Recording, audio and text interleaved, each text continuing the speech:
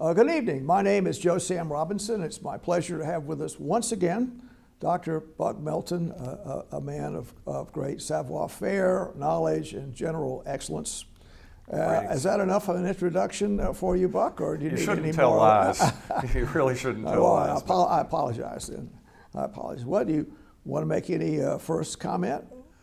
I will let you. I will All let right, you take the lead let's on do this this. one, I will. Let's do this. Well, we have the election is in front of us, and the whole country is on tender hooks as to what's going to happen. And people are saying yes, people are saying no, whatever. And each side is presenting their case to the American people. And I think one of the issues is how well funded the respective political parties are, and what that difference that makes in the outcome of the election. So I think traditionally, particularly the Democrats would say, well, the Republicans are, they're the party of wealth, and they use their money to put their guys in office to protect their wealth. And I think there was, you may know, the court case that took place about 10 years ago with the idea that corporations can contribute money to Citizens United. That's I think it was more like 20 years at this point. Maybe 20. Yeah. All right. Well, okay, 20.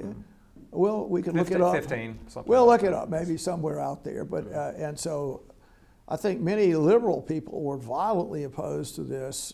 This is bad. This is a bad thing. And It actually led to an outburst during the State of the Union address. President Obama was I can't remember. There were two different things, and I may be conflating them. But one, Obama was making a statement, and some representative yelled from the floor, "You lie."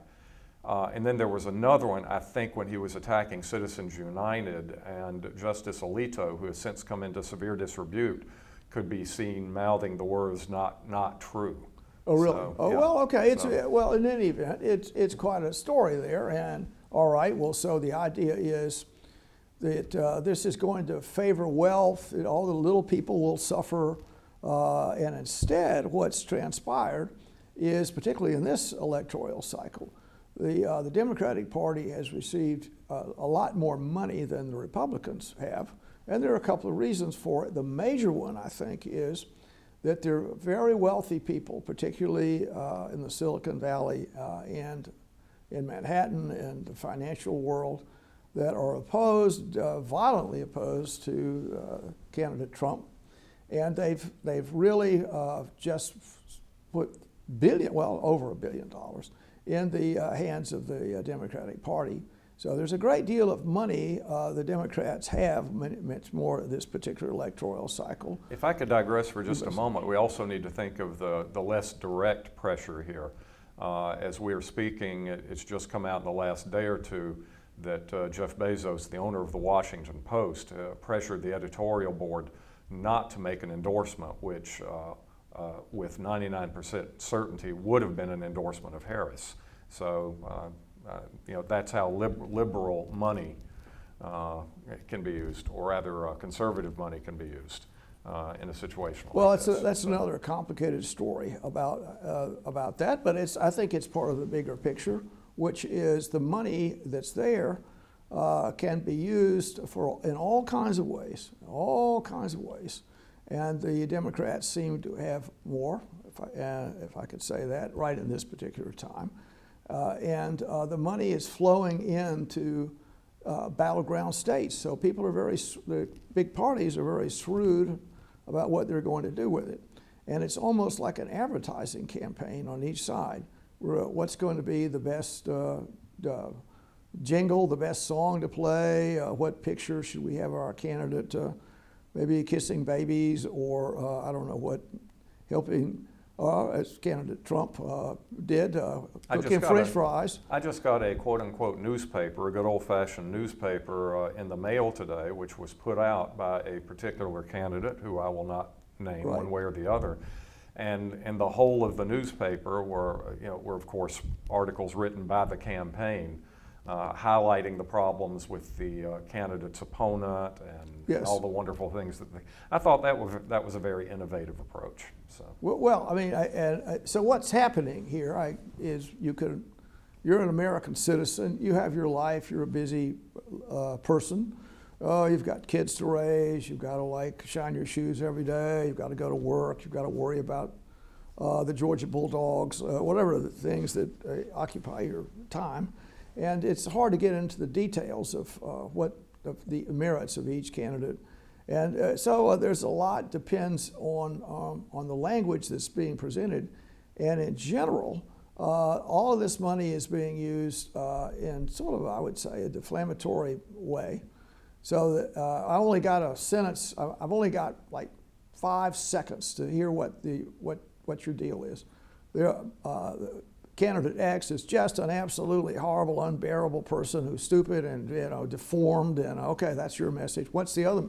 And the other candidate says the same. And so we have these shrill dialogue going on. And when the facts are put there, they're often manipulated and I would say massacred, going back and forth with all this money sloshing around. And the question would be, which of the parties can manufacture with this great amount of money the most compelling story for their base? And I think that's one big issue. Now, the other question that comes... I would correct you with that. I mean, you don't have to manufacture a story for your base. You have to manufacture a story for the undecideds, I think, or for those who might be weakly for the opponent. Well, I think the issue is who's going to vote, and it depends on your strategy. So if there's, and I'll speak to this point, if there's every single person of a particular ethnic origin you think is going to be 90% for your candidate, you can put issues there, or contrary-wise, or there are ways that the importance would be to get every single person that would fly your banner to be there. Now, I'm now going to make a comment about one personal way this is, I've had an impact on this, on the money that's out there, and that is I share, strangely enough, I share a cell phone with another person. I was hoping you would get to this. Oh, and I will. And that person, and the person presumably is of Democratic persuasion. And so on the cell phone, the offer has come through to this person to be I think it's a voting ambassador, and they would pay there's a title to it, and $400 would be paid to this person. $400 to if they accept this commission to basically solicit voters for the Democratic side. And a question I ask, and I want to expand that, is there some kind of bright line where all of the money that's out there, all the money that's being used to solicit support for each side, and the pressure that's put on? So presumably, pressure was put on Bezos about the Washington Post, which lost $77 million last year. So it's a losing proposition, although it's tiddlywinks for a real billionaire. Nevertheless, there are pressures out there. The media is does one job, does this, and the Republicans would say whatever. Well, all right, we have this situation. Is there some kind of limit to actually paying people, to actually give them some money to, and you're an ambassador, a voting ambassador. So presumably if you accepted the job, you could just take the money and forget it. You wouldn't have to, we're going to put you in prison if you just take the $400 or what kind of job you did or not did. And apparently this is legal. It's legal to do this, I understand. Well, you took this in a slightly different direction than I thought, because I thought you were going to be talking about the type of text messages that I'm getting bombarded with pictures of the polling places that I could go to vote. And yes, that too, right, that too. But no, the similar, I'd not heard about that one. The similar one that I had heard was that Elon Musk was offering to pay X amount of money to anyone who would sign a petition in favor of I think the Second Amendment, and then agree to register to vote. And that skirts close to the edge, because federal election law does clearly prevent anyone from actually soliciting your vote with cash payment, or giving you a fifth of liquor on voting day or anything like that. But this voting ambassador, it's not the way you describe it. And I'm not an election law specialist, but the voting ambassador is not being paid to actually vote Democrat. Correct. That's right. I think that's... That's right. They're not being paid to vote line. but the money is there to solicit support for the Democratic candidate. Yes. And so maybe there's a fine, but it does sound difficult to me. And I mean, presumably, the Republicans are capable of just such a strategy if maybe they've employed it. But isn't there this money that's out there? Many people would say, okay, all this money is out there. Should we have a limitation on this? And the idea is the state would support there'll be $100 million, 50-50, the state puts the money there. It's not necessary to suborn people to raise money. And that's at least an idea that actually in some countries is attempted, and it's been advocated in the U.S. Should we just stop all this tremendous amount of money coming in, which comes in under the color of free speech? I'm going to give you it's not that I'm standing up talking or making my opinions or writing my opinions on the wall or anything. No, I'm using this money to buy loudspeakers. Comments on that? I mean, I think the courts have held that our system comports with the Constitution. No, well, donation is a type of free speech. I mean, that's what the court says anyway, and that's what Obama was speaking out against in the aforementioned State of the Union address. Well, yeah, it's hard to tell. I mean, it's always a matter of line drawing. In the law, you start with the easiest example, and then you get harder and harder. For instance, what about, and I'm sure they do this still today, I remember it from my youth, the newspaper announcements, okay, election day is tomorrow, if you need a ride to the poll, call our campaign office and we'll get you to the poll. Now, obviously, they are not going to stand over you and make you vote for their candidate. They certainly hope that you will, if they give you a ride, that you will vote for their candidate and not for the opposition. But isn't that a type of compensation? I mean, where do we draw the line? Well, I'll make this comment. Do we want everyone to vote? I mean, that would be part of our system. We want everybody that's an American citizen to vote. Well, the ideal little d democratic statement is, I think the League of Women Voters used to say, vote as you please, but please vote. But I'm sorry, I interrupted. Well, no. I mean, the idea is all of this money sloshing around, et cetera. I believe the voter turnout has increased. So is that presumably that's a good thing. Now, however, a comment would be, is the money being used to just buy votes surreptitiously? Surreptitiously buy votes. Maybe it's a ride to the hamburger and the bus and a trip to the polls. I think there was some issues in Georgia attempting to not let people standing in line to their voting lines in Georgia. We're not going to let anyone give them lemonade or whatever.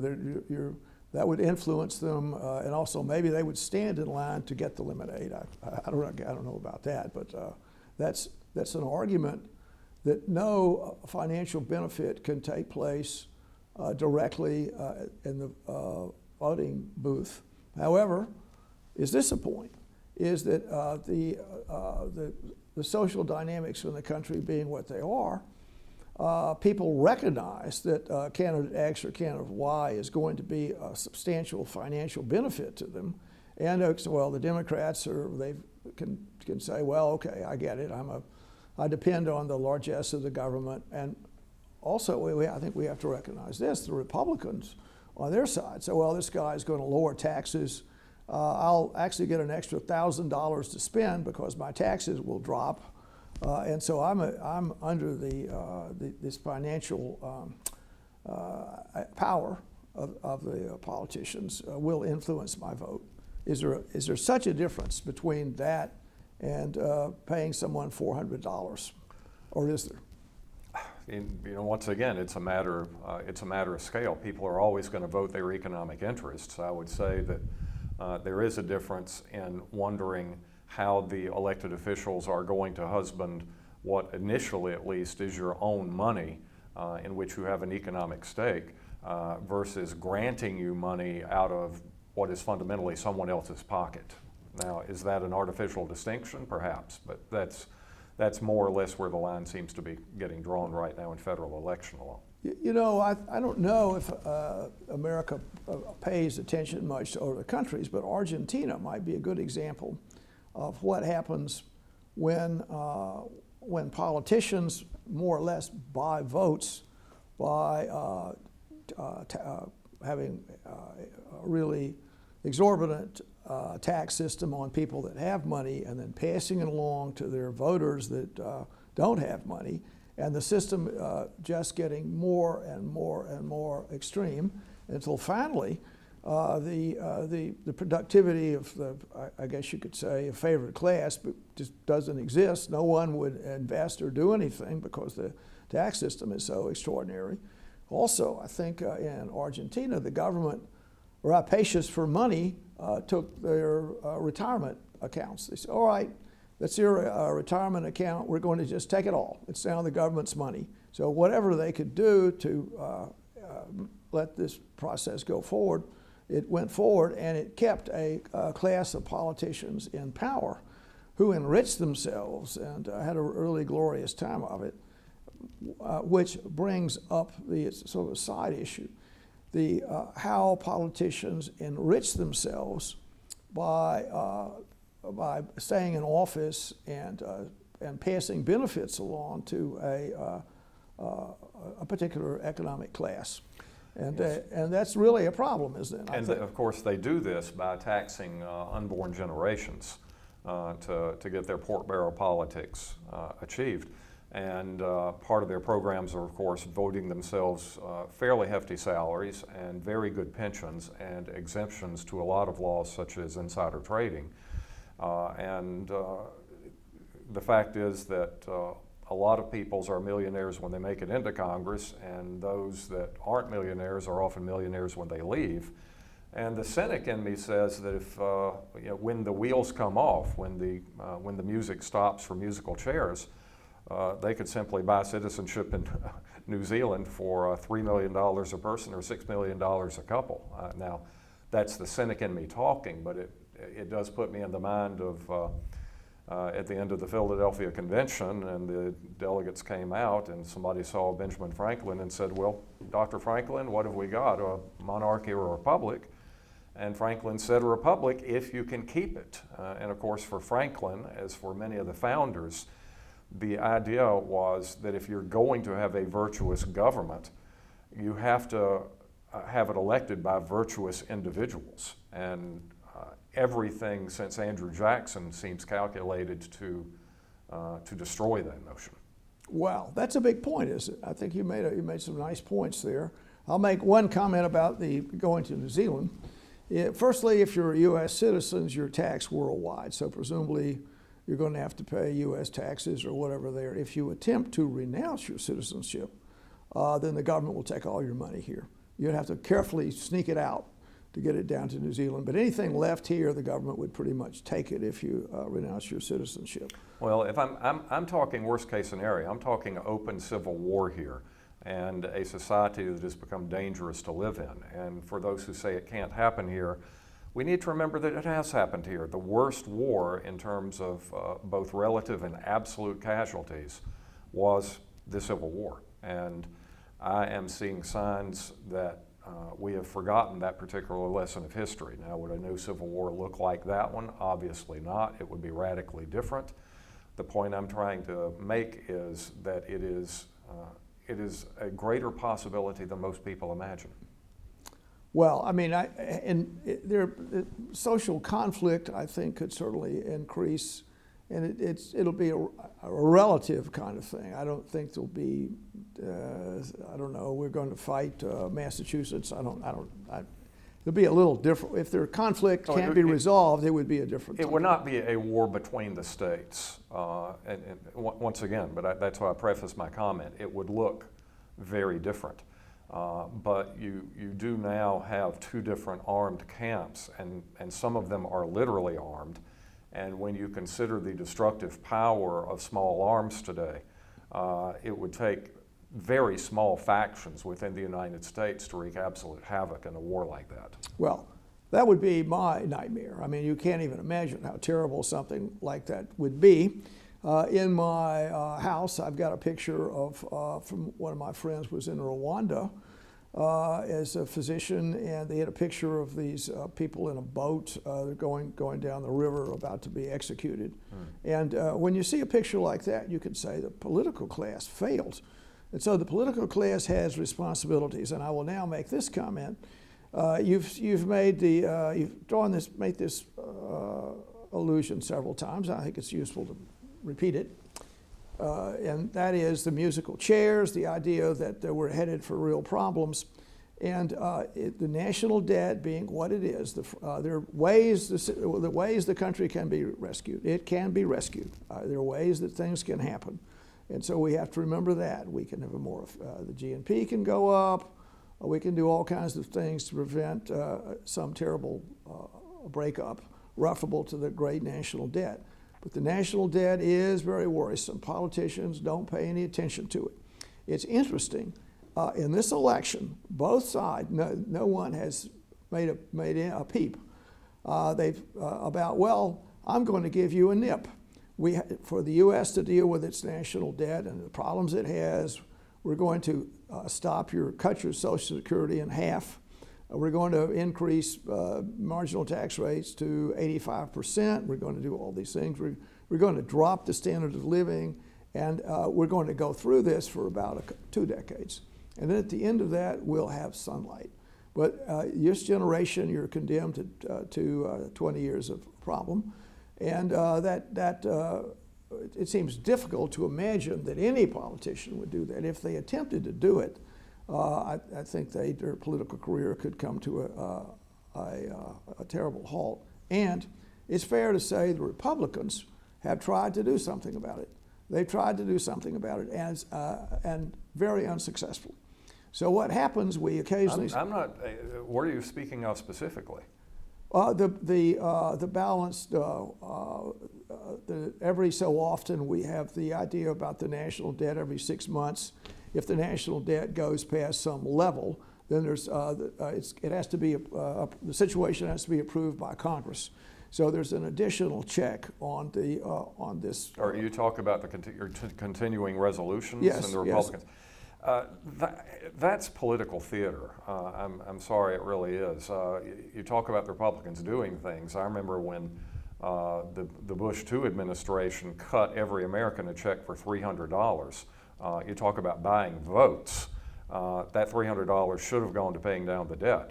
And this brinksmanship is absolutely abhorrent because it's going to result in further reductions of the United States credit ratings as happened during the Obama administration. What we need, well, you point out very validly, we are to the point now where the cure may end up being worse than the disease. That I'll go back to my addiction mentality. We've gotten addicted to this borrowing, which is simply a tax on future generations. There is now no easy way to pay that back.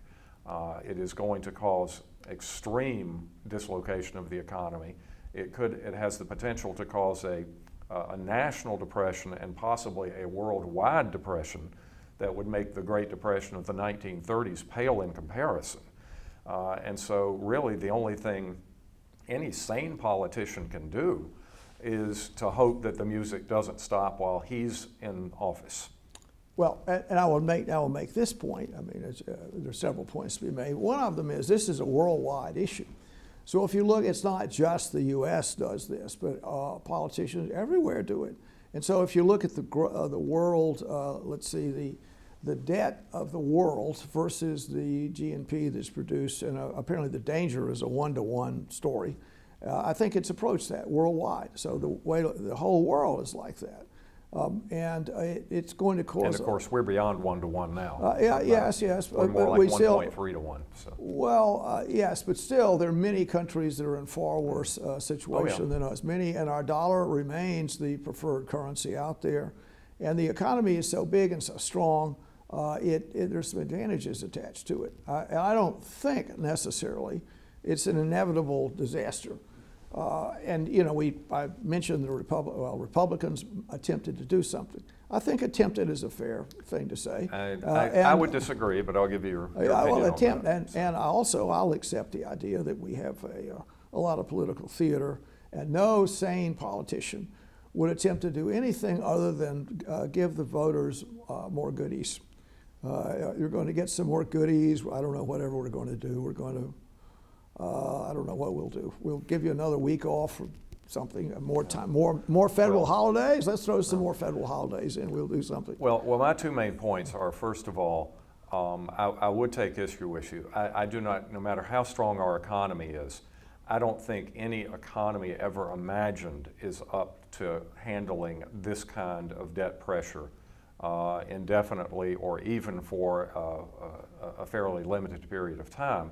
And secondly, I will reiterate, there is absolutely zero incentive for anybody to even try to handle it, even assuming it could be handled at this point. And that's the truly terrifying thing. Well, it's quite complicated, but the government, things can happen. There can be some small increase in taxes. Small is the operative word. There can be some small cut in income transference. Inflation can make things work. That'll, at least temporarily, inflation can do something you're paying with cheaper money if you pay the debt off. And then there can be substantial innovation, and the GNP can go up just for all the innovation that takes place. Those are some possibilities. And finally, there can be enough of a worldwide disturbance.